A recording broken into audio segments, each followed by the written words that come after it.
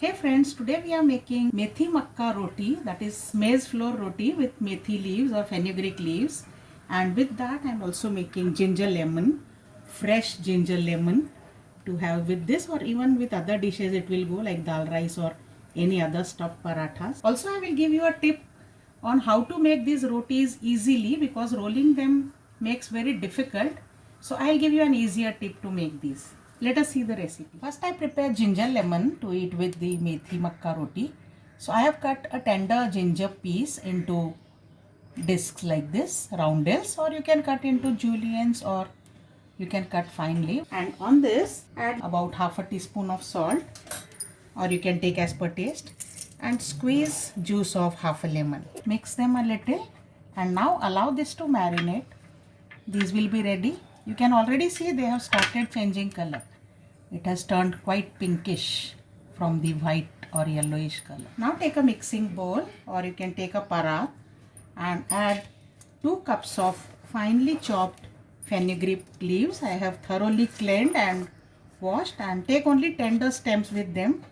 Do not take any hard stems. To this I am adding 3 finely chopped green chilies.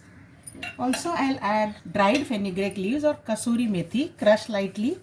This will enhance the flavor of fresh fenugreek leaves.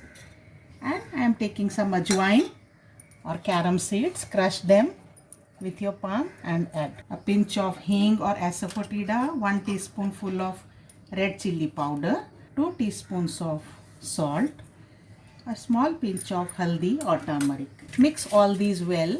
Mix the seasoning ingredients properly with the fenugreek leaves. To this I am adding maize flour, equal amount. So if you have taken 2 cups of methi leaves, take 2 cups of maize flour or makke ka atta. Mix this well. Don't be in a hurry to add any water right now because the methi leaves are going to ooze out a lot of water. And now let's gradually add some water and make a medium soft dough. You should require about half a cup of water depending upon how coarse the flour is and how much fresh the methi is, but not more than 3/4 cups of water will be required for 2 cups of flour. So the dough is ready. This should be the consistency, binding well but not sticking to the hands. It should not be very soft. Let us make the rotis now. Rolling these rotis is not an easy job. It really requires practice. So I'll show you a very easy method. Take a clean napkin, or you can take a clean cotton cloth also. I am using an old hanky which I have washed thoroughly. Now place this on your rolling board and place a large ball of the dough on this. Now dip your hand in water and with your wet hands gently spread this. Again you can wet in between. Spread this to medium thick roti, not very thin. Make 2-3 holes in between, and now this can go on the hot tawa. Now lift this roti with the napkin, keep it on the hot tawa, and this will easily come out. So easy, isn't it? Now cook this with some oil or ghee, whatever your choice. I am adding some mustard oil over here and let it cook on high flame because makka takes lot of heat. After more than 1 minute, the surface on top has become dry. So I can now flip this carefully. It has cooked well golden brown on the lower side. Let us cook on other side also. Drizzle some more oil. As I said, I am using mustard oil. Let's check again by flipping it on the other side.